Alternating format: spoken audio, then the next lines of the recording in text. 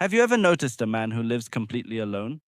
No girlfriend, no wife, and he doesn't seem bothered by it at all. His place is quiet, his routine is his own, and he genuinely seems fine with that. Most people assume something must be wrong, but psychology suggests it can be the exact opposite. And there are real reasons some men become completely comfortable living this way. The first is autonomy.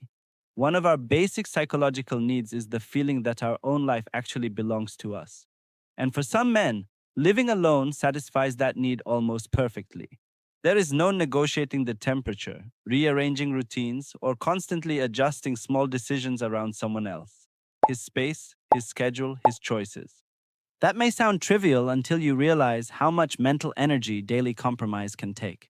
For a man who highly values autonomy, having full control over his environment doesn't feel empty. It feels peaceful. Then there is something else people often misunderstand. A man can be emotionally connected without being romantically attached. Some men already have close friends, strong family relationships, meaningful work, hobbies, communities, and people they genuinely trust. So the absence of a girlfriend or wife doesn't automatically create an emotional hole. His life may already contain connection, purpose, and support, which means a relationship isn't being used to rescue him from loneliness. It becomes optional, and optional relationships are judged very differently from necessary ones. There is also relationship clarity. The more clearly a man understands what kind of partner he wants, what kind of relationship actually fits him, and what he refuses to tolerate, the less likely he is to date simply because being single makes other people uncomfortable. He may stay alone for years, not because nobody wants him, because experience taught him that the wrong relationship can cost more peace than solitude ever could. And once you understand that, long term singleness starts looking less like failure and more like selectivity. Then solitude itself begins to change.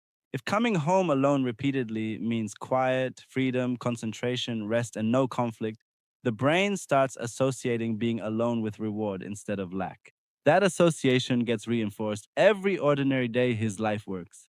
Eventually, solitude stops feeling like the empty space between relationships. It starts feeling like home.